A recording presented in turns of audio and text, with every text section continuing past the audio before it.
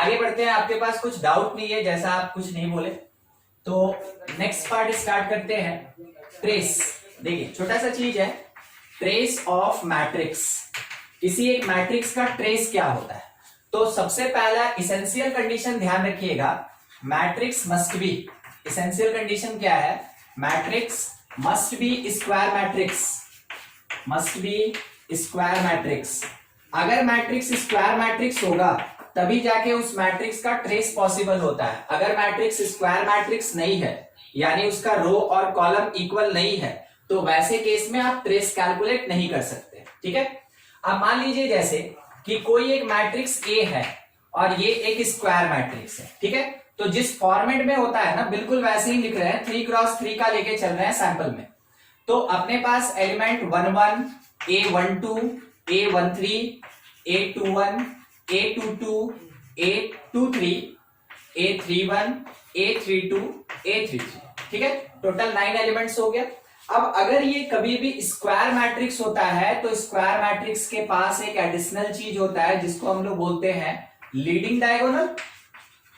इसको कहा जाता है लीडिंग डायगोनल, या फिर इसी को हम लोग मेजर डायगोनल कहते हैं। ठीक है। या फिर ये क्या कहलाता है? मेजर डायगोनल कहलाता है। तो लीडिंग डायगोनल और मेजर डायगोनल का एलिमेंट आप देख रहे हैं क्या क्या है? A11 है, A22 है, A33 है। ठीक है। तो क्या जरूरत है हमको डायगोनल का? क्या जरूरत है हमको डायगोनल का? हम तो पढ़ रहे हैं ट्रेस। तो ट्रेस इसी पे डिपेंड ही करता है। किसी भी मैट्रिक्स का ट्रेस अगर निकालें, ट्रेस ऑफ मैट्रिक्स ए, किसी भी मैट्रिक्स का अगर हम ट्रेस कैलकुलेट करते हैं तो that is equals to the sum of diagonal elements, sum of diagonal elements. जो डायगोनल में प्रेजेंट है एलिमेंट्स, उसको जब ऐड किया जाएगा, उसका सम निकाला जाएगा, तब जाके हम लोग को मिलेगा ट्रेस ऑफ द मैट्रिक्स। तो इसका मतलब ये हुआ कि trace of matrix A that is equals to A11 plus A22 plus A33, A11 plus A22 plus A33। आपको ज्यादा कुछ नहीं करना है, बस डायगोनल एलिमेंट्स को ऐड कर दीजिए, वही आपको प्रोवाइड करेगा ट्रेस। तो ट्रेस क्या होता है? ये एक नंबर होता है, और आपको ये पता होना चाहिए कि अगर ये कोई एक रियल नंबर है या इमेजिनरी भी है, तो बेसिकली अगर ट्रेस बिलोंग कर गया, सॉरी थोड़ा हमको यहाँ पे दूसरा स्टेटमेंट लिखना चाहिए। हमको यहाँ पे ये लिखना चाहिए, देखिए कि इफ Aij मतलब हर एक एलिमेंट बिलोंग कर जाए रियल नंबर से, अगर हर एक एलिमेंट रियल नंबर हो, उसमें कोई भी कॉम्प्लेक्स, कोई भी आयोटा का टर्म नहीं हो, तो वैसे केस में जो ट्रेस ऑफ मैट्रिक्स होगा, it may be greater than 0 और लेस देन 0 और मे बी इक्वल टू 0। कहने का मतलब क्या हो गया? इसका रिजल्ट क्या मिला हमको कि जो ट्रेस ऑफ मैट्रिक्स ए होता है, it belongs to real number. अगर एलिमेंट, किसी भी मैट्रिक्स का एलिमेंट रियल नंबर से बिलोंग करता है, तो ट्रेस ऑफ मैट्रिक्स भी क्या होगा? रियल नंबर से बिलोंग करेगा। दूसरा एक और चीज सोचिएगा, अगर किसी एक मैट्रिक्स का एलिमेंट नेचुरल नंबर से बिलोंग कर जाए, तो नेचुरल नंबर होना मतलब क्या हो गया? Non zero positive integers. Natural number का मतलब नॉन जीरो पॉजिटिव इंटीजर्स।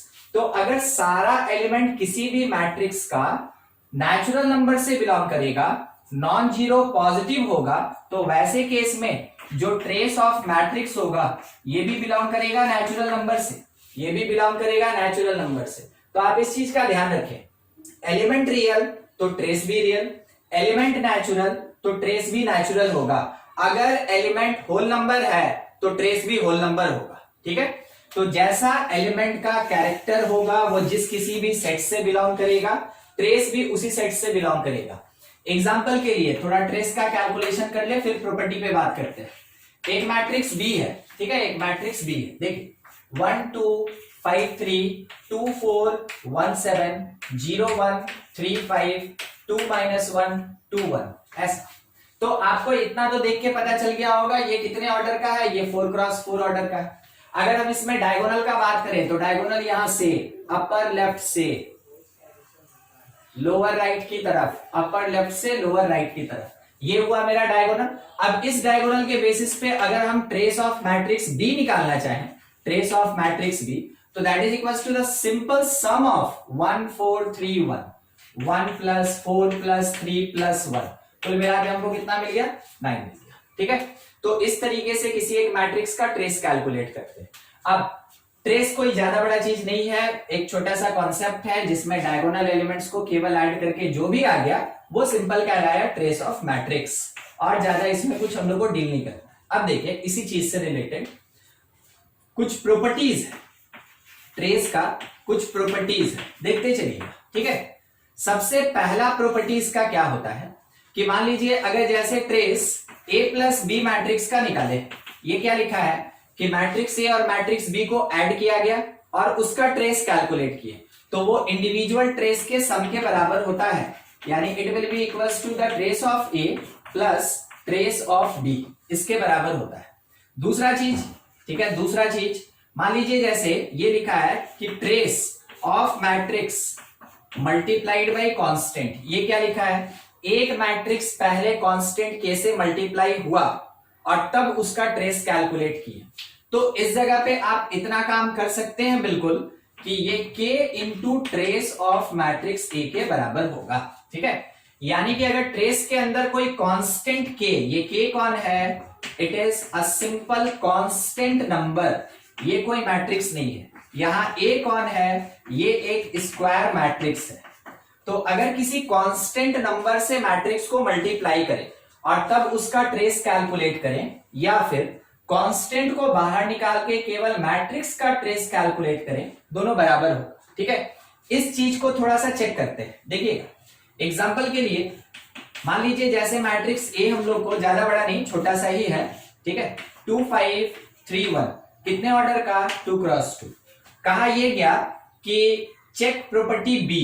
ठीक है, चेक प्रॉपर्टी बी, ये जो प्रॉपर्टी है ये हम लोग को चेक करके बताना है कि हाँ सही है कि गलत है। ठीक है, इस वाले प्रॉपर्टी को तो हम लोग क्या किए ना कि लिखें LHS किसी एक कांस्टेंट के साथ, किसी भी कांस्टेंट के साथ, तो कांस्टेंट के ही रखते हैं। ठीक है, it is trace of k into A, तो ए मैट्रिक्स में k से मल्टीप्लाई करेंगे। हम लोग क्या सीखे थे कि अगर कभी भी मल्टीप्लाई किया जाता है तो हर एक एलिमेंट में मल्टीप्लाई होगा, ये बनेगा 2k 5k 3k और k, तो इसका जब हम ट्रेस निकालेंगे तो ये एलिमेंट्स आपस में ऐड हो जाएगा, trace of the matrix, trace of the matrix, ये एलिमेंट ऐड हो जाएगा, कितना होगा, इट इज 3k, मिल गया हमको 3k। ये किसका वैल्यू है, ये LHS का वैल्यू।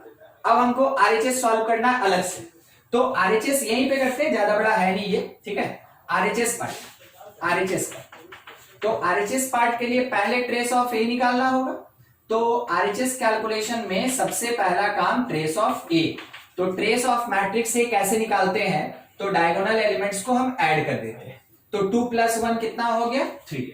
बाद में पूरा का पूरा RHS क्या है, RHS वैल्यू क्या है, 1 है। RHS वैल्यू क्या है, k into trace of A, तो आप समझ रहे हैं 3 इंटू k कितना आया, 3k। तो देखिए ये मेरे पास RHS वैल्यू, ये मेरे पास LHS वैल्यू, दोनों इक्वल हो गया, तो चेक हो गया कि हाँ ये बी प्रॉपर्टी भी एग्जिस्ट करता है और करेक्ट है। देख लीजिए बोर्ड पे जितना भी पार्ट है, कहीं कुछ दिक्कत तो पूछा जाए। ठीक है, कॉन्सेप्चुअल पार्ट है, बहुत छोटा होता है ट्रेस, मगर कहीं कहीं काम देगा, बहुत काम देगा। ठीक है, ध्यान रखिए।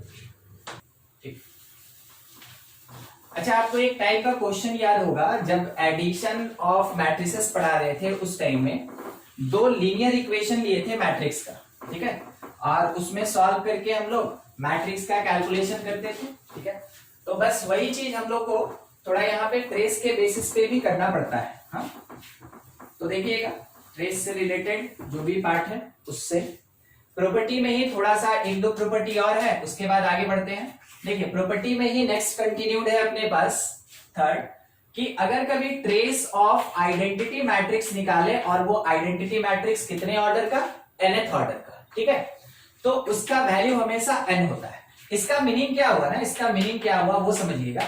मान लीजिए जैसे हम I2 लेके चलते हैं, तो I2 का मतलब होता है आइडेंटिटी ऑफ ऑर्डर 2 क्रॉस 2। तो जब आप इस I2 का ट्रेस कैलकुलेट करेंगे तो 1 + 1 कितना मिला, 2, बिल्कुल इसके ऑर्डर के बराबर मिल रहा है, बिल्कुल इसके ऑर्डर के बराबर। दूसरा इसी में देखिए, अगर हम I4 ले लें तो I4 कहने का मतलब क्या हो गया कि 4x4 का आइडेंटिटी मैट्रिक्स होगा 1 0 0 0 0 1 0 0 0 0 1 0 और उसके बाद 0 0 1। तो डायगोनल में एलिमेंट केवल 1 1 1 है। तो जब हम इस I4 का ट्रेस कैलकुलेट करेंगे तो वो हमको 1 + 1 + 1 + 1 मींस कितना मिलेगा 4। तो आप इस चीज को शायद ध्यान दे रहे होंगे कि जितना इसका ऑर्डर होता है उतना ही इसका ट्रेस होता है, जितना इसका ऑर्डर है उतना ही इसका ट्रेस भी होता है। तो जब भी आइडेंटिटी मैट्रिक्स nth ऑर्डर का होगा उसका ट्रेस हमेशा n के इक्वल होता है। ठीक है, नेक्स्ट इसी में प्रॉपर्टी में ही कंटिन्यूड है, trace of null matrix. Trace of null matrix आपको याद होगा, नल मैट्रिक्स उसी को कहते हैं जिसका सारा एलिमेंट जीरो होता है। अगर सारा एलिमेंट जीरो होगा तो डायगोनल एलिमेंट भी तो जीरो होगा। तो इस चीज को आप ऐसे भी रिप्रेजेंट कर सकते हैं कि ट्रेस ऑफ नल मैट्रिक्स किसी भी ऑर्डर का, किसी भी ऑर्डर का। ठीक है, ये हमेशा किसके इक्वल होता है, जीरो के इक्वल होता है। ये जीरो है, ये नंबर जीरो लिखा है और ये लिखा हुआ है नल मैट्रिक्स। ठीक है, तो trace of any null matrix that will be equals to zero, ये हमेशा जीरो होता है। आगे का चीज देखिए, क्वेश्चन इस पे ले रहे हैं एक कि ट्रेस का एप्लीकेशन कहां पे, बहुत बेसिक कॉन्सेप्ट है। एप्लीकेशन कहां पे दिखा है, if 2A 2 time matrix A plus 3 time matrix B that is equals to एक मैट्रिक्स दिया हुआ है, ज्यादा बड़ा नहीं मेरे पास, 3x3 का है। ठीक है, 3x3 का है। इट इज 1 2 1 2 1 3 4 3 -1 ऐसा कुछ दिया हुआ है। उसके बाद A minus 2B that is equals to फिर से 3x3 का एक मैट्रिक्स दिया हुआ है, 4 3 1 7 -1 2 2 2 0 2 2 0 ऐसा। और बोला गया क्या, फाइंड, ये गिवन डेटा है, find trace of matrix A and trace of matrix B। तो देखिए जनरल कॉन्सेप्ट क्या कहता है कि ऐसा क्वेश्चन हम लोग ऑलरेडी बनाए हुए हैं। जनरल कॉन्सेप्ट ये कहता है कि सबसे पहले हम क्या करें कि कोफिशिएंट्स इक्वेट करके, कोफिशिएंट्स इक्वल करके या तो B कैंसिल कर ले या फिर A कैंसिल कर ले। उससे क्या होगा, एक दूसरा मैट्रिक्स निकलेगा। जैसे लीनियर इक्वेशन सॉल्व करते हैं, लीनियर इक्वेशन के कॉन्सेप्ट से सॉल्व करके आइदर मैट्रिक्स A या B निकाल लें, जैसा हम लोग पहले पढ़े हुए। ठीक है, और उसके बाद A निकल गया तो ट्रेस ऑफ A निकल जाएगा, B निकल गया तो ट्रेस ऑफ B निकल जाएगा। मगर आपको भी पता है कि अगर हम A और B अलग अलग निकालें क्वेश्चन काफी लेंथी चला जाएगा। क्वेश्चन में हमसे मांगा है ट्रेस, क्वेश्चन में हमसे मांगा है ट्रेस, तो क्यों नहीं हम ट्रेस का प्रॉपर्टी यूज करके कोशिश करें। तो देखिए सॉल्यूशन कैसे होगा, फ्रॉम फर्स्ट इक्वेशन, ध्यान रखिएगा, फ्रॉम फर्स्ट इक्वेशन ये वाला अप्लाई करेंगे ट्रेस, अप्लाइंग ट्रेस। जब आप ट्रेस अप्लाई कीजिएगा तो यहां पे क्या बना कि trace of 2 time matrix A plus trace of 3 time matrix B is equals to trace of the matrix. ठीक है, ट्रेस ऑफ द मैट्रिक्स क्या लिखा है, 1 2 1 फिर है 2 1 3 उसके बाद है 4 3 -1। चलिए हम लोग ये चीज पढ़े थे, अभी अभी पढ़े थे प्रॉपर्टी में कि अगर कांस्टेंट से मैट्रिक्स मल्टीप्लाई होता है और उस पे ट्रेस लगेगा तो कांस्टेंट बाहर, trace applied to the matrix. इसी स्टेटमेंट को हम क्या लिख सकते हैं कि 2 time trace of A plus 3 time trace of B equals to trace 1 + 1 + -1। Solve करके देखिए कितना आया, 1 ऐड कर दिए, डायगोनल एलिमेंट्स को बस ऐड कर दिए और कुछ नहीं। 2A 2 trace A plus 3 trace B is equals to 1। It is the equation number 3, ध्यान रखिए। उसके बाद from equation 2, from equation 2 using trace, trace लगा के अब उसको हम डायरेक्ट लिखेंगे। ठीक है, उसको इतना लंबा करने का जरूरत नहीं है।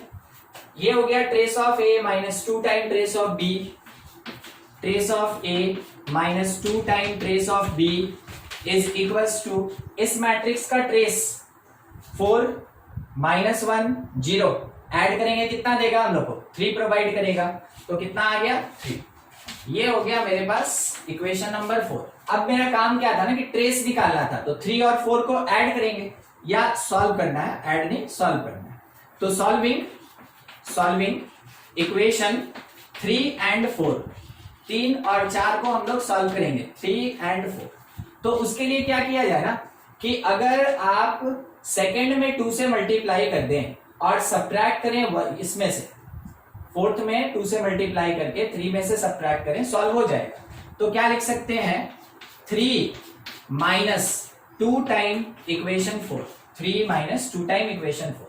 तो 2 time trace of A plus 3 time trace of B is equals to 1। अब इसमें हमको क्या करना है, 2 से मल्टीप्लाई करना है, तो 2 टाइम ट्रेस ऑफ A यहां पे minus 4 time trace of B, और यहां पे 2 से मल्टीप्लाई किए 6। सॉल्व किया जाए, करना क्या है, सब्ट्रैक्ट करना है। तो ये माइनस हो गया, ये प्लस हो गया, ये माइनस हो गया, क्या कैंसिल हो गया, ट्रेस ऑफ A यहां पे 3 और 4 7 trace of B that is equals to ये पार्ट -5। यहां से आपको ट्रेस ऑफ B मिल गया, ट्रेस ऑफ B -5/7।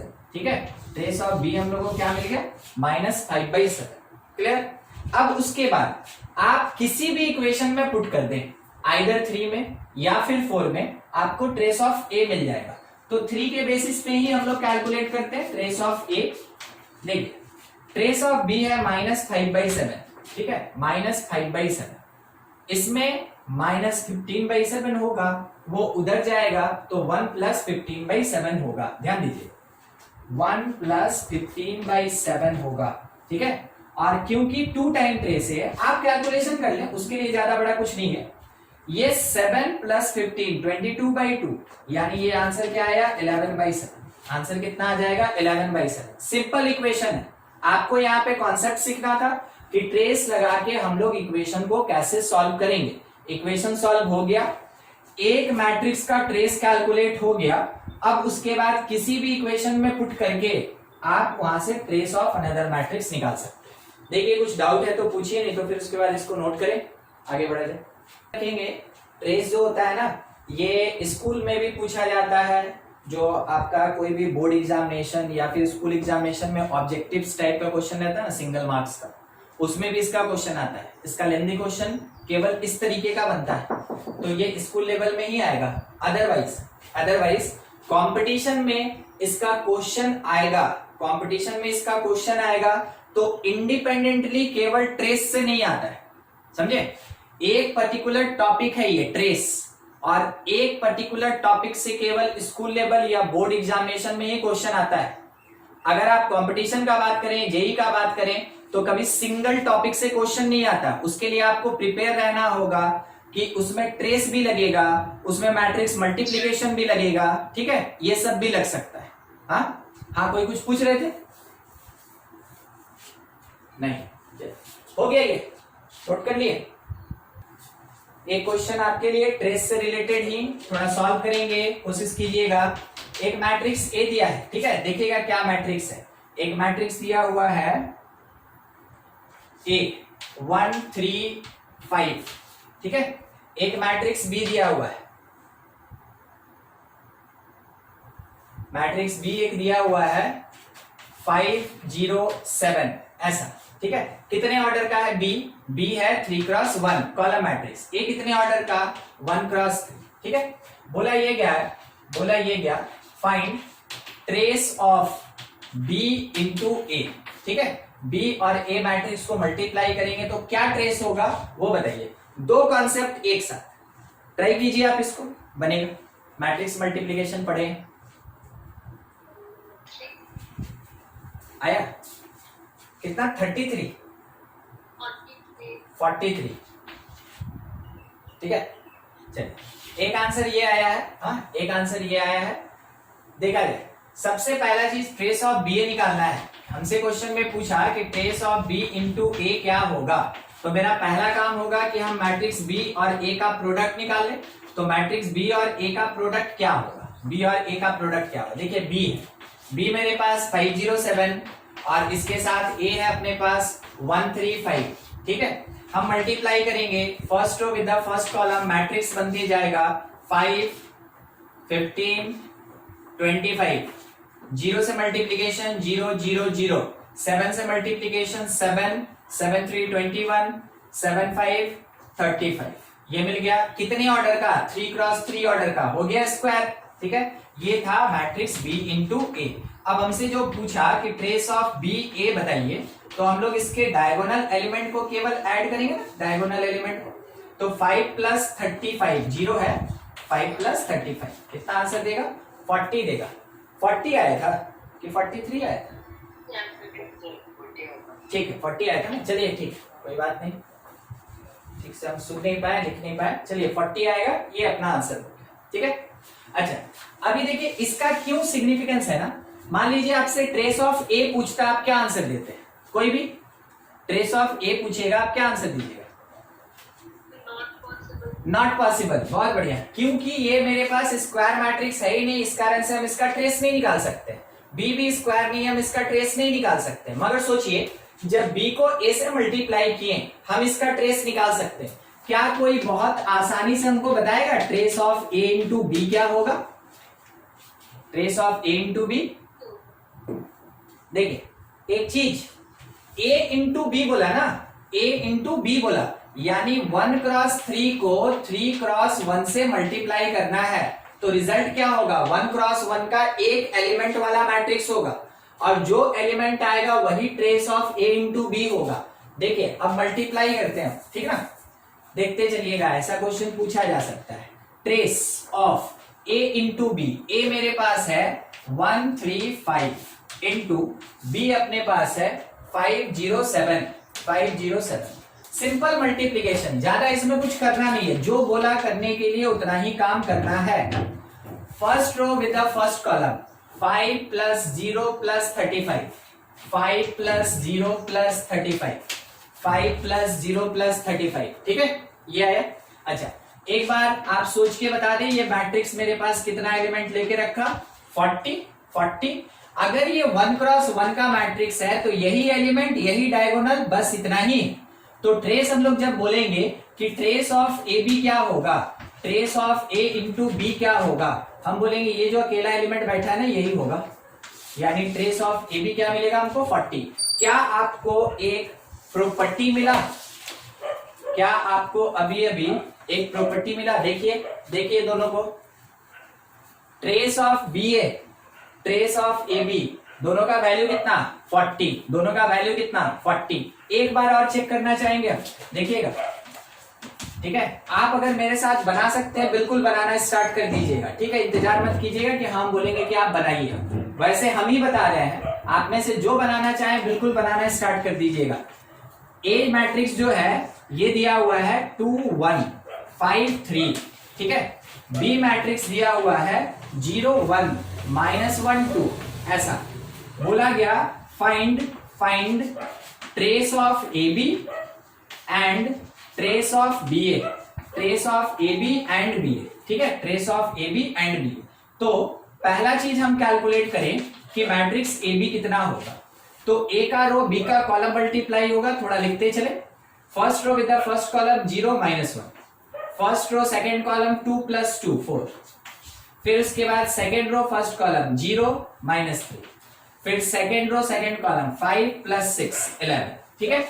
उसके बाद हम दूसरा काम ये करेंगे कि बी ए निकालेंगे, पहले बी ए निकाल लेंगे। बी ए मैट्रिक्स में क्या होगा, बी का रो ए का कॉलम 0 + 5, फिर first row second column 0 + 3, second row first column -2 + 10, -2 + 10 8, फिर सेकेंड रो सेकेंड कॉलम -1 + 6 5, ठीक है। देखिए ए बी से ट्रेस ए बी आया, ए बी से ट्रेस ए बी आया, कैसे आएगा,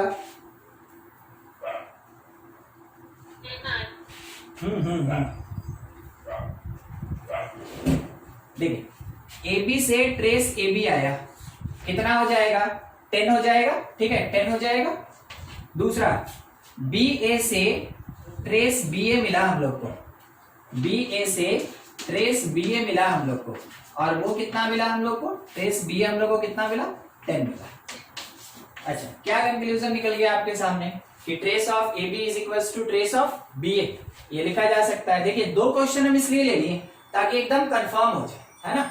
तो अपने पास एक रिजल्ट ये मिला कि ट्रेस के केस में जो ए बी होता है that will be equals to trace के केस में बी ए। जनरल तौर पे ये होता है, जनरल तौर पे ये होता है, स्पेशल केस में मे बी इक्वल नहीं भी होगा मगर जनरल तौर पे ये होता है, ठीक है। तो trace of A B is equals to trace of B, दो मैट्रिक्स के मल्टीप्लीकेशन से रिलेटेड पार्ट का ट्रेस है ये। एक बार ट्रेस ऑफ ए कितना था यहाँ पे देखें, ट्रेस ऑफ ए कितना था 6, ट्रेस ऑफ बी अपने पास कितना था 0। हर एक इंडिविजुअल पार्ट में जब ट्रेस पढ़ रहे हैं तो कंपोनेंट मैट्रिक्स और रिजल्टेंट मैट्रिक्स सबका ट्रेस आपको पता होना चाहिए। तो इसमें नोट करें आप, कुछ डाउट है तो पूछा जाए, नहीं तो फिर आगे बढ़ेंगे।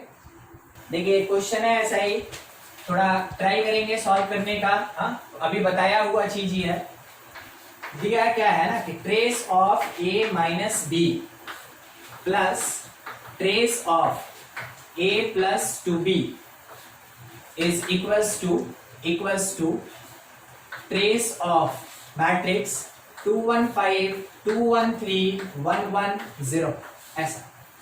उसके बाद दूसरा एक और पार्ट दिया हुआ है, trace of 2a plus b minus trace of a that is equals to the trace of 0 7 1 1 minus 1 1 2 1 3 ऐसा, ठीक है। क्वेश्चन क्या पूछ रहा है, फाइंड ट्रेस ऑफ ए, बस इतना ही, ट्रेस ऑफ ए चाहिए, ठीक है। देखिए तो ट्राई कीजिए, जैसे इससे पहले वाले क्वेश्चन बताए थे ना, और प्रॉपर्टी ये वैसे ही लगेगा, प्रॉपर्टीज ट्राई कीजिए।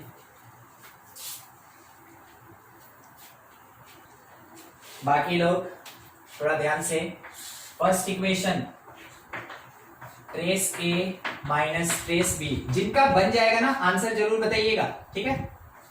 Plus trace A plus 2 time trace B, ये बस थोड़ा बड़ा करके दिखा दिया गया है, उतना बड़ा भी नहीं है क्वेश्चन, ये 3। अब इसमें हमको पता ट्रेस ए प्लस ट्रेस ए, कितना ट्रेस है 2 टाइम ट्रेस ए, फिर उसके बाद minus trace B plus 2 trace, तो प्लस में trace B is equals to 3। इसको बोलेंगे हम अपना इक्वेशन 1। आप कुछ भी वैसे नाम दे सकते हैं, अगर इसको 1 2 बोल दिए तो आप इसको 3 बोल लीजिए, कोई दिक्कत नहीं, ठीक है। ये हो गया। उसके बाद सेकेंड वाले पार्ट में आएंगे, तो by the property trace 2a, तो हम इसको क्या लिखेंगे 2 trace a plus trace b, ये हो गया, माइनस ट्रेस a और इज इक्वल्स टू इधर का ट्रेस 0 माइनस 1 3, सॉल्व हो गया कितना 2, ये मेरा इक्वेशन नंबर 2 यहाँ पे। और नहीं तो हमको एक लाइन और लिखना चाहिए, तब लिखेंगे इक्वेशन 2। जब हम इसको सॉल्व कर ले तो बोले इसको trace A plus trace B that is equals to, कितना है मेरे पास 2, इज द इक्वेशन नंबर 2। अब आपके पास है इक्वेशन 1 और 2, सॉल्व करके आपको निकालने क्या बोला ए, तो आप बी मत निकालिएगा, ठीक है। आप निकालेंगे क्या ए, तो किसको एलिमिनेट करेंगे, बी को एलिमिनेट करेंगे। सिंपल तरीका 1 में से 2 को सब्ट्रैक्ट कर दे, इक्वेशन 1 में से इक्वेशन 2 को सब्ट्रैक्ट कर दे, तो क्या होगा ट्रेस बी कैंसिल, और 2 trace A minus trace A 1 time trace A is equals to 3 minus 2, कितना आ गया 1। बस ट्रेस ऑफ ए ही तो चाहिए था हमको, ट्रेस ऑफ ए 1 आ गया। अगर क्वेश्चन मांगता है ट्रेस बी, तो दोनों में से कहीं भी पुट कर दीजिए आप, ट्रेस बी निकल जाएगा, ठीक है। ये काम हम लोग को करते हैं। देख लीजिए, कुछ डाउट है तो पूछ लीजिए, नहीं तो आप इसका स्क्रीनशॉट ले लें, अगले टॉपिक में बढ़े फिर।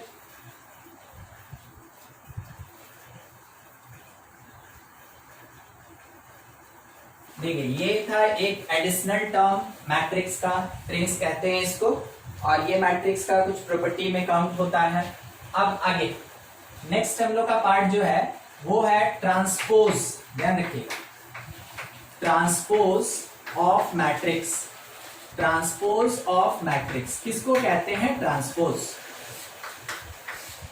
देखिए सबसे पहला चीज आप ये समझ लें कि मैट्रिक्स ए का जो भी ऑर्डर होता है ये होता है रो बाय कॉलम, ठीक है, रो बाय कॉलम, ऐसे ऑर्डर लिखते हैं।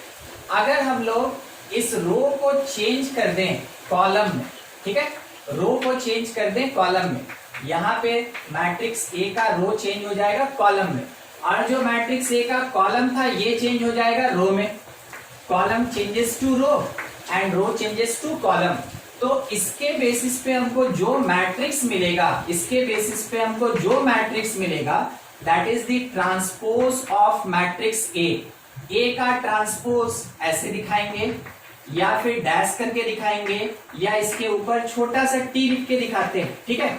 स्मॉल लेटर का टीबी ट्रांसपोज के लिए, कैपिटल लेटर का टीबी ट्रांसपोज के लिए या डैश मारेंगे तो भी वो ट्रांसपोज ही दिखा रहा है। तो क्या समरी मिला, if row of any matrix changes to column, column of any matrix changes to row, then matrix converted into transpose of itself. यानी कि मैट्रिक्स ए, समझिएगा उस बात को, मैट्रिक्स ए मेरे पास दिया है 2 3 1 2 0 5, कितने ऑर्डर का है, 3 रो 2 कॉलम 3/2। अगर हम इसका ट्रांसपोज लिखना चाहें, ज्यादा बड़ा है ही नहीं तो कॉम्प्लिकेटेड करके करेंगे क्या, ठीक है, छोटा सा बात, एकदम छोटा सा बात। तो ये जो रो है वो बन जाएगा कॉलम, ठीक है, और ये जो कॉलम है ये बन जाएगा रो। यानी कि मैट्रिक्स जो भी मिलेगा उसका ऑर्डर क्या होगा, उसका order 2 cross 3, row changes to column, column changes to row. First column जो है ये फर्स्ट रो बनेगा, सेकंड कॉलम जो है, सेकंड कॉलम ये सेकंड रो बनेगा। बस मिल गया मैट्रिक्स का ट्रांसपोज, ठीक है। तो आप एक टाइप से ऐसे भी समझ सकते हैं, मान लीजिए ये मैट्रिक्स आपका दिया हुआ है, अगर आप इसको 90 डिग्री पे ऐसे घुमा देते हैं ये क्या बन जाएगा, ये बन जाएगा उसका ट्रांसपोज। आपको बस यही काम करना है। पहले कॉलम हुआ करता था, घुमा दिए तो रो बन गया। पहले मैट्रिक्स हुआ करता था, घुमा दिए तो ट्रांसपोज हो गया। पहले रो हुआ करता था, घुमा दिए तो क्या बन गया, ये ट्रांसपोज बन गया। तो बस मैट्रिक्स और ट्रांसपोज में यही रिलेशन होता है कि मैट्रिक्स का रो ट्रांसपोज के कॉलम के बराबर होगा, मैट्रिक्स का कॉलम ट्रांसपोज के रो के बराबर होता है। तो ये था अपने पास, अगर कोई स्क्वायर मैट्रिक्स नहीं है तो ट्रांसपोज क्या होगा। सेम कॉन्सेप्ट ही चलता रहेगा, स्क्वायर भी रहेगा तो कुछ बदलेगा नहीं, ठीक है। 3 1 5 2 1 2 1 0 5 ऐसा। और बोला गया कि बताइए तो थोड़ा कि बी का ट्रांसपोज क्या होगा। तो हम लोग क्या बोलेंगे ना कि देखिए बी का जो पहला रो है वो पहला कॉलम हो जाएगा ट्रांसपोज का, तो ये वर्टिकली लिखेंगे हम लोग 3 1 5। फिर जो सेकेंड रो है ये सेकेंड कॉलम हो जाएगा ट्रांसपोज का, जो थर्ड रो बी में है वो ट्रांसपोज का थर्ड कॉलम। ऑर्डर 3 क्रॉस 3 का 3 क्रॉस 3 ही रह गया। अभी आपको एक बात पता चला कि अगर कभी इफ ऑर्डर ऑफ मैट्रिक्स, अगर कभी किसी मैट्रिक्स का ऑर्डर m क्रॉस n है इसके जैसा, देन वैसे केस में जो ऑर्डर ऑफ a का ट्रांसपोज होगा that is n cross m, ठीक है, वो किस में कन्वर्ट हो जाएगा, n क्रॉस m में, n क्रॉस m ऑर्डर का होगा। दूसरा, अगर by the way if order, एक डिक्लेरेशन है, if matrix is square matrix, तो वैसे केस में then order of matrix A that is equals to the order of matrix A का ट्रांसपोज। मतलब कि अगर स्क्वायर मैट्रिक्स है तो मैट्रिक्स और उसके ट्रांसपोज के ऑर्डर में कोई डिफरेंस नहीं आएगा, दोनों का दोनों इक्वल ही रहेगा, ठीक है। बस जो ऊपर था वही चीज यहां लिखा गया। अब ट्रांसपोज जब निकालेंगे तो थोड़ा सोच के देखिएगा, ठीक है, प्रॉपर्टी वाला ही बात है, देखते चलिएगा। मान लीजिए जैसे अगर हमसे बोला गया कि एक मैट्रिक्स ए है, ठीक है, और क्या था ये वो भी सुन लीजिए, 5 0 3 2 -1 2 0 0 7 ऐसा था, ठीक है। तो हमसे बोला ना कि थोड़ा चेक करके बताइए whether trace of matrix A equals to trace of A transpose और नॉट। हमको चेक करके बताना है ये दोनों बराबर होगा कि नहीं होगा। मेरे क्वेश्चन में ये दिया, हमसे बोला चेक कीजिए trace of A equals to trace of A transpose होगा कि नहीं, ठीक है। हम लोग क्या किए, सबसे पहला चीज इस मैट्रिक्स का ट्रांसपोज निकाले, पहला काम ट्रांसपोज निकाले। तो ट्रांसपोज जब निकाले तो 5 0 3 जो रो था, फर्स्ट रो, ये फर्स्ट कॉलम बन गया ट्रांसपोज का। 2 -1 2 जो सेकेंड रो था ये सेकंड कॉलम बन गया ट्रांसपोज का।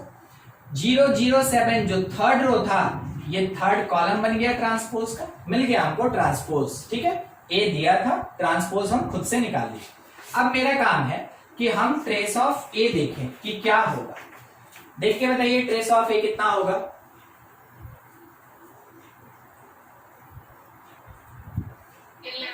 इलेवन। हाँ, ट्रेस ऑफ ए देख के आंसर दीजिए, आंसर दीजिए, ठीक है। आप लोग तो एकदम आराम से बैठ गए हैं, अरे सर सर कर लिए रहे तो बताइए ये कितना होगा। ये भी उतना ही 11, ठीक है। अब आप एक चीज देखे थे क्या, मैट्रिक्स ए का डायगोनल एलिमेंट्स और इसके ट्रांसपोज का डायगोनल एलिमेंट्स चेंज नहीं किया था, बाकी सब चेंज हो गया, रो कॉलम बन गया, मगर जो A11, A22, A33 था वो ट्रांसपोज में भी अपने उसी पोजीशन पे है, चेंज ही नहीं हुआ। अगर चेंज नहीं हुआ तो इसका मतलब क्या हुआ कि मैट्रिक्स का ट्रेस उसके ट्रांसपोज के ट्रेस के इक्वल होगा। यानी आप कह सकते हैं कि ये जो एक रिलेशन है ये एग्जिस्ट कर गया, ये एग्जिस्ट कर गया, ठीक है। तो मैट्रिक्स का ट्रेस और ट्रांसपोज का ट्रेस बराबर होता है। अच्छा, यहां पे ट्रेस क्या होगा, नहीं, एग्जिस्ट ही नहीं करेगा। यानी कि अगर ये प्रॉपर्टी एप्लीकेबल है तो केवल कौन से टाइप के मैट्रिक्स पे एप्लीकेबल है, जो स्क्वायर मैट्रिक्स होता है केवल उसके ऊपर एप्लीकेबल है। जो स्क्वायर नहीं है उसके ऊपर ये प्रॉपर्टी कभी एप्लीकेबल नहीं होता है, ठीक है, क्योंकि उसका फिर ट्रेस ही एग्जिस्ट नहीं करेगा तो प्रॉपर्टी कहां से एग्जिस्ट करेगा। देखिए इसमें से कुछ डाउट है तो पूछा जाए, नहीं तो फिर आगे बढ़े।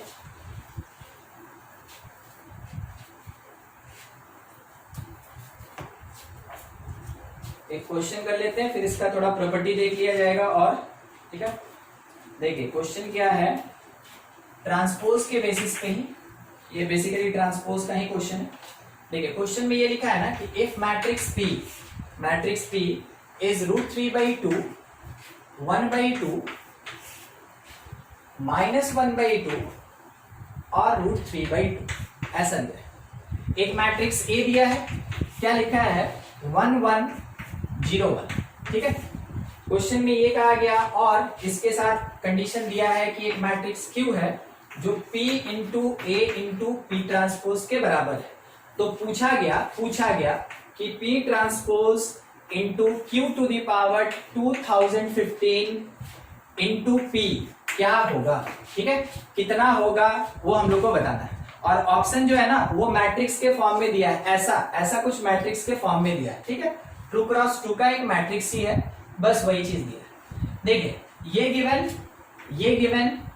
गिवन कि हाँ ऐसा है और ये पूछा गया, ठीक है, कि ये कितना होगा वो बताइए।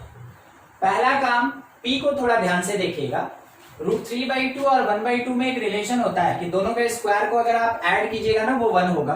देखिए √3/2 और 1/2 में क्या रिलेशन, दोनों के स्क्वायर को ऐड कीजिएगा तो वो कितना होगा 1 हो जाएगा, ठीक है, वो 1 हो जाएगा।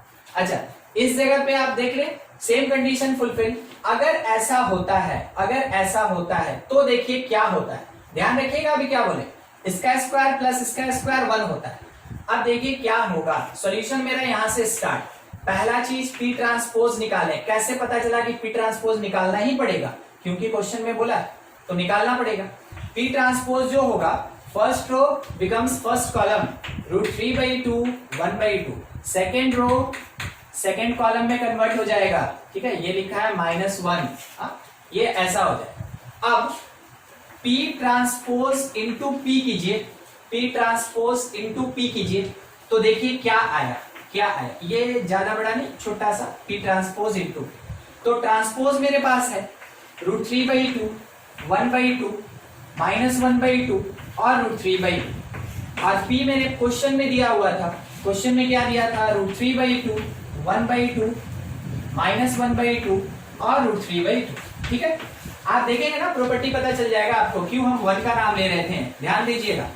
देखिए first row with the first column कितना हो गया, ये 3/4 प्लस 1/2, 3/4 प्लस 1/4, क्या बोले थे भैया, ये वाला मल्टीप्लाई हुआ 3/4 प्लस 1/4, नॉट 1/2, 1/2 1/2 1/4, 1 हो गया। अच्छा first row with second column देखिए कितना आ रहा है, लिख रहे हैं √3/4 और ये इससे मल्टीप्लाई -√3/4 0 होगा, ठीक है 0 होगा, ये थोड़ा बड़ा। Second row with the first column √3/4 और ये इससे मल्टीप्लाई -√3/4, देखते चलिए छोटा छोटा चीज है। सेकंड रो सेकंड कॉलम 1/4 और प्लस 3/4, देखिए 1 हुआ। अगर हम इसको ऐसे सॉल्व करके लिखे 1001, क्या हुआ 1001 मीन्स आइडेंटिटी मैट्रिक्स, मतलब क्या हुआ आइडेंटिटी मैट्रिक्स। समझे, अभी अभी हम आपको एक बात बोले थे कि P अगर मेरे पास है जिसमें √3/2 और 1/2 है, अगर कभी भी इन दोनों नंबर्स के स्क्वायर का सम 1 होगा, हमेशा P ट्रांसपोज इंटू P या फिर P इंटू P ट्रांसपोज ये बराबर होगा और इसका वैल्यू कितना होगा आइडेंटिटी होगा। मतलब ये हुआ कि P इंटू P ट्रांसपोज भी आइडेंटिटी और ये P ट्रांसपोज इंटू P के इक्वल होता है, ठीक है। तो ये कंडीशन कब फुलफिल, जब इसका स्क्वायर और इसके स्क्वायर का सम कितना होगा 1 होगा, तब जाके ये होता है प्रॉपर्टी, ठीक है। क्वेश्चन से रिलेटेड बात ही कर रहे हैं, आगे देखिए समझिएगा। इससे हमको क्या फायदा होगा, इससे हमको ये फायदा होगा ना कि Q दिया है P ट्रांसपोज, Q कितना दिया P ट्रांसपोज, मगर आप ये देख रहे हैं Q का पावर 2015 पूछा है, तो पहले हम प्रोसीड करें Q स्क्वायर क्या होगा, तो Q स्क्वायर होगा कि P ट्रांसपोज और इंटू P ट्रांसपोज, यही ना होगा Q स्क्वायर। ध्यान देते चलिएगा, देखिए ये जब आमने सामने मल्टीप्लाई होगा तो ये दोनों कितना हो जाएगा, ये दोनों I, ठीक है। हम क्या लिख सकेंगे कि जो Q स्क्वायर है वो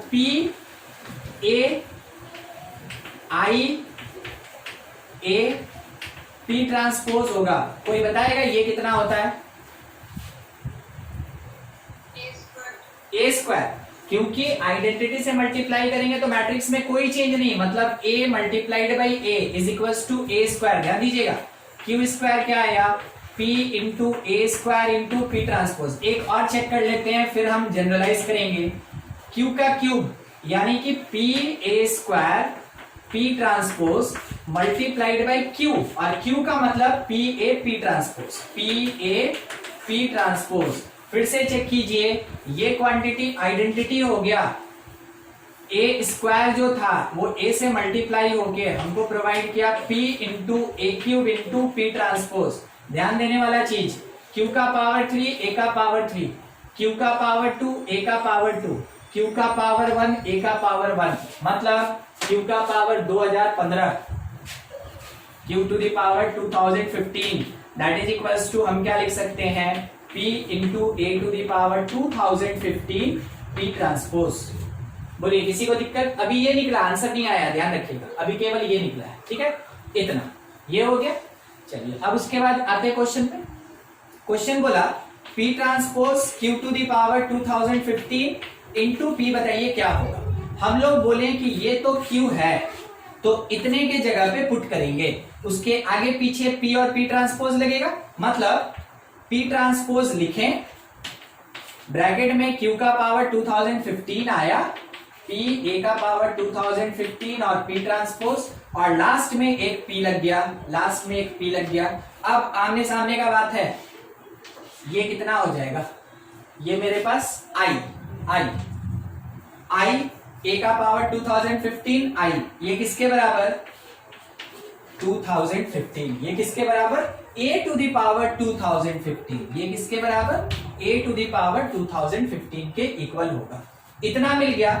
आपके पास ऑप्शन इस तरीके का भी हो सकता है, नहीं तो हम क्या बोले थे अभी कि मैट्रिक्स फॉर्म में दिया है तो थोड़ा A को सॉल्व करके देखना पड़ेगा, हाँ क्या मिल रहा है। तो देखिए इधर जो एडिशनल पार्ट अभी हम सॉल्व करेंगे ना इतने के बाद, वो सब A का ही बात रहेगा। तो A दिया, एक बार A स्क्वायर चेक करें फटाफट। First row with the first column 1, first row with the second column 2, second row with first column 0, second row with second column 1, ठीक है। डायरेक्ट मिल रहा है हम लोग को। हाँ, आप देख लीजिएगा उसमें लिख के ये आया। एक बार ए का क्यूब निकाल लें। ए का क्यूब मतलब क्या हुआ ना कि ए स्क्वायर मल्टीप्लाइड बाई, तो first row with the first column 1, first row with the second column 2 + 1 3, second row with first column 0, second row with second column 1। आपको कहां ध्यान देना चाहिए? इस जगह देख रहे हैं, ए का जितना पावर हो रहा है वो इस वाले पोजीशन पे आ रहा, और ये पोजीशन कौन होता है? First row second column, first row second column. तो अगर मेरे पास मिला है ए का पावर 2015, तो हम लोग इसको मैट्रिक्स के फॉर्म में देखिएगा 1 लिखेंगे, यहां पे पावर लिखेंगे, यानी 1 2015 और 0 1, ये हो जाएगा। ये हुआ मेरा फाइनल आंसर। ठीक है, ये है ये फाइनल आंसर जो कि पूछा गया था कि P transpose Q to the power 2015 into P किसके बराबर होगा? तो एक मैट्रिक्स होगा 2 × 2 का 1 2015 0 और 1। देख लीजिए बोर्ड पे जो भी पार्ट है, कहीं कुछ दिक्कत है, डाउट है तो पूछिए। काफी इंपॉर्टेंट क्वेश्चन है, स्कूल में भी आने लगा है। पहले ये कंपटीशन में बहुत आता था, ठीक है, अब स्कूल में भी आने लगा है। ध्यान से देख लीजिए, कहीं कुछ डाउट है तो पूछ लीजिए। नहीं, ऐसा क्वेश्चन आपको मिलेगा। देखिए एक क्वेश्चन जब बताया जाता है ना, तो थोड़ा सा उसमें थ्योरी दिया जाता है कि देखो ऐसे होगा तो ये काम करना, या फिर है ना, मान ले रहे हैं जैसे अभी बताएं कि दोनों नंबर के स्क्वायर का सम अगर 1 होगा तो वैसे केस में P ट्रांसपोज जो होगा वो 1 आता है या आइडेंटिटी आता है। तो ऐसा आपके पास छोटा छोटा कंक्लूजन होना चाहिए क्वेश्चन से रिलेटेड, क्योंकि क्वेश्चन आप भी समझते हैं, जो हम आपको बताएं या आपको जो बुक वगैरह में मिलेगा, डाटा तो डिट्टो नहीं होता है, कॉन्सेप्ट सेम होता है, तरीका वही होगा, मगर उसमें नंबर्स बदला हुआ रहता है, डाटा थोड़ा अलग रहता है। तो अलग अगर डेटा कर देता है तो भी कॉन्सेप्ट क्लियर है, हमको पता है कि ऐसे क्वेश्चन में क्या करना। ऐसे क्वेश्चन में नहीं कि इसी क्वेश्चन, ऐसे क्वेश्चन में हमको क्या करना है ये हमको पता है, तभी ना क्वेश्चन बनेगा। बस क्वेश्चन बताया जाता है आपको इसीलिए ताकि आपका कॉन्सेप्ट क्लियर होता रहे कि इस टाइप का क्वेश्चन तो कैसे हैंडल करेंगे, क्या आंसर आएगा, क्या कंक्लूजन मिलेगा, बस उस चीज पे ध्यान रखिए। देखिए अभी जैसे हम लोग ट्रांसपोज पे डिस्कशन कर रहे थे, थोड़ा प्रॉपर्टी पे बात कर लें, ठीक है। प्रॉपर्टीज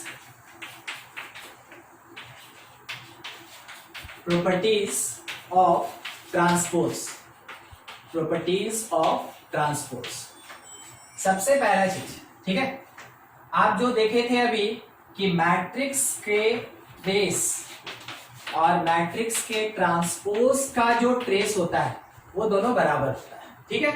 ये हो गया ट्रांसपोज से रिलेटेड एक बात। दूसरा सोचिएगा, एक मैट्रिक्स है, अगर हम इसका ट्रांसपोज कर दें, अगर हम इसका ट्रांसपोज कर दें तो रो चेंज हो गया कॉलम में और कॉलम चेंज हो गया रो में। अगर हम फिर से इसका ट्रांसपोज कर दें, अब क्या होगा? जो रो चेंज हुआ था, ध्यान दीजिएगा, फिर से रो चेंज हुआ था कॉलम में तो ट्रांसपोज एक बार मिला हमको, फिर से ट्रांसपोज लगा दिए दूसरी बार, तो ये कॉलम किस में चेंज हो जाएगा? रो में। मतलब नो चेंज। इसका मतलब हुआ कि ये मैट्रिक्स ए के बराबर होगा, समझे आप? मैट्रिक्स का रो ट्रांसपोज लगा के कॉलम में चेंज हुआ, उस ट्रांसपोज पे फिर से ट्रांसपोज लगाएंगे तो कॉलम रो में चेंज हो जाएगा, यानी रो जैसा था वैसा ही रो रह जाएगा। मतलब कि अगर इवन नंबर ऑफ टाइम आप ट्रांसपोज यूज करते हैं वो मैट्रिक्स के बराबर होगा। सोच के बताइएगा, ए का ठीक है ट्रांसपोज जो है, ये ट्रांसपोज 206 बार है, ठीक है, 206 टाइम्स ट्रांसपोज लगाया। आंसर क्या आएगा? आंसर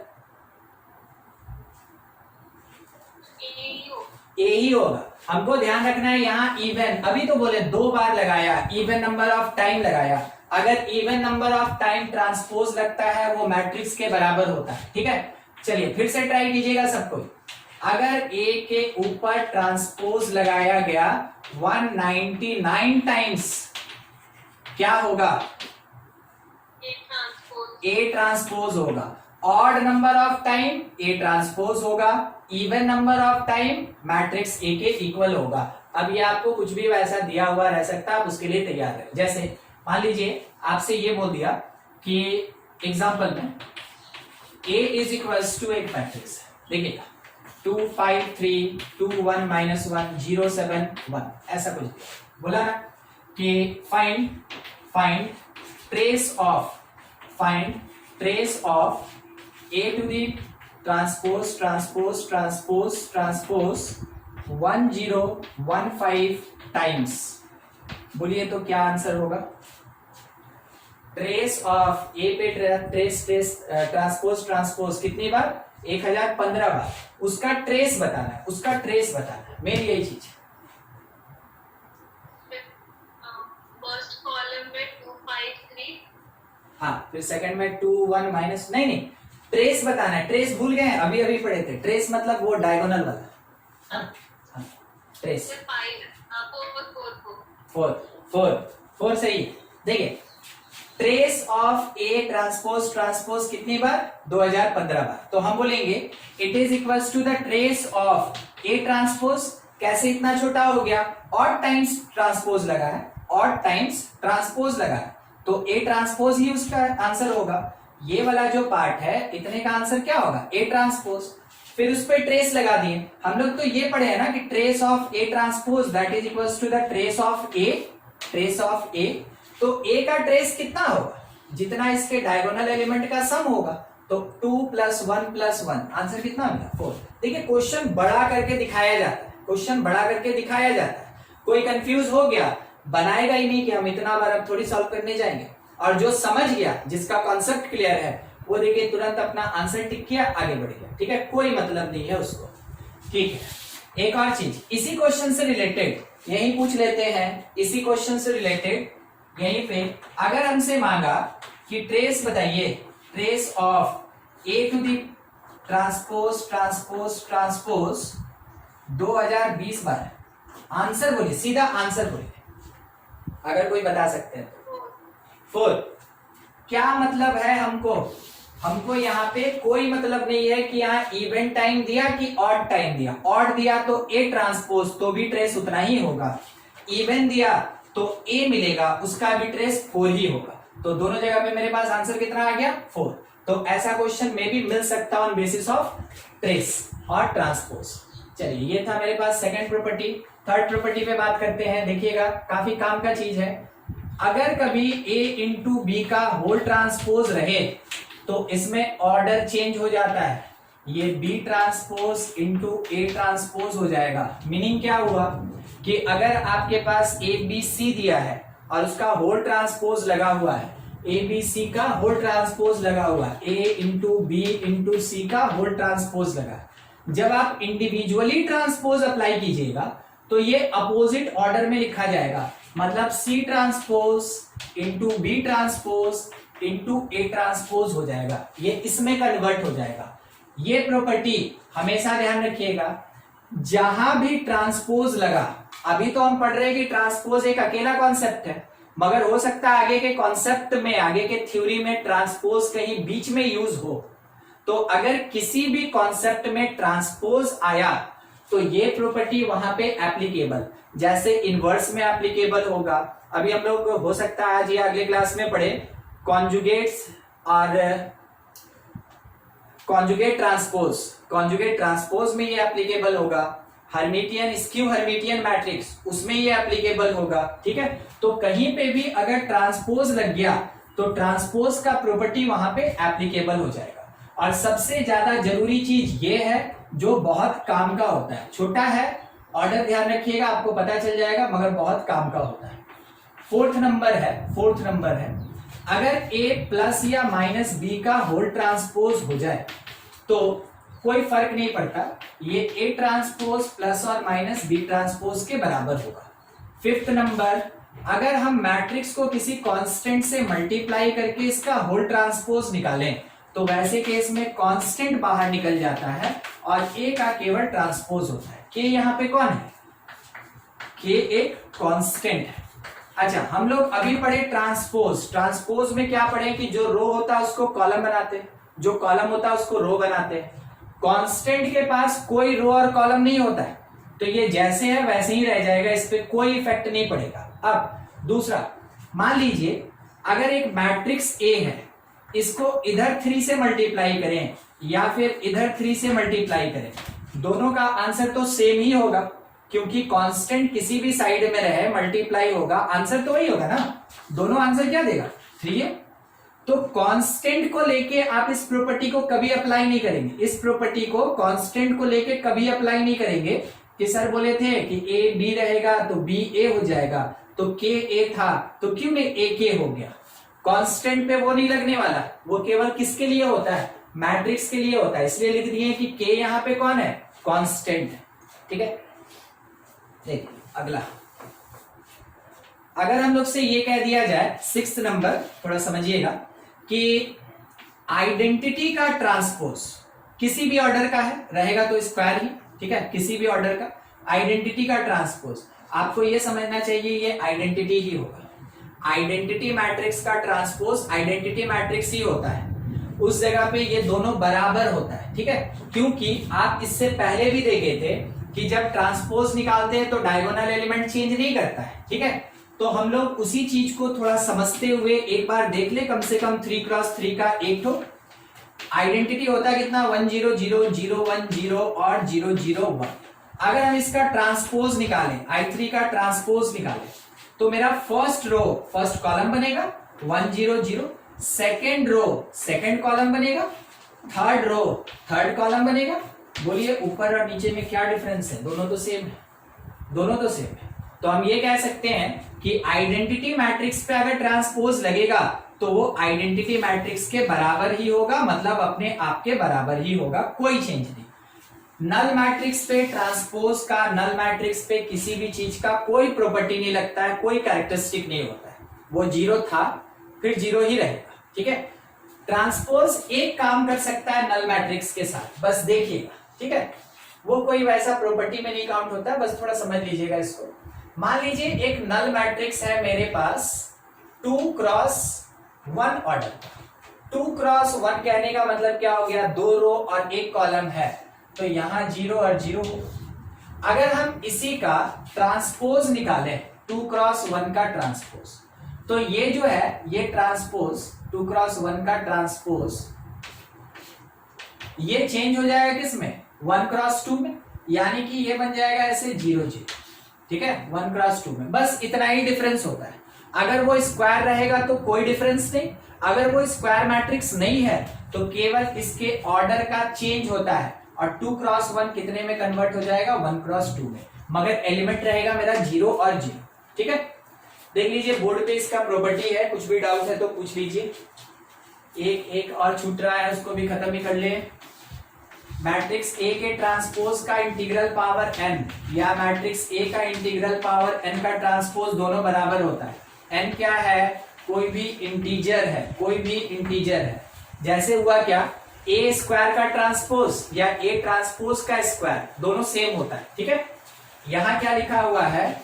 a स्क्वायर का transpose that is equals to transpose का स्क्वायर, a क्यूब का transpose that is equals to a transpose का cube, a to the power 5 का transpose is equals to a transpose का power 5, मगर integral power होना चाहिए और नेगेटिव नहीं। नेगेटिव का कॉन्सेप्ट इनवर्स में आएगा, केवल पॉजिटिव इंटीजर्स होना चाहिए, तब जाके ये 8 नंबर प्रॉपर्टी एप्लीकेबल हो।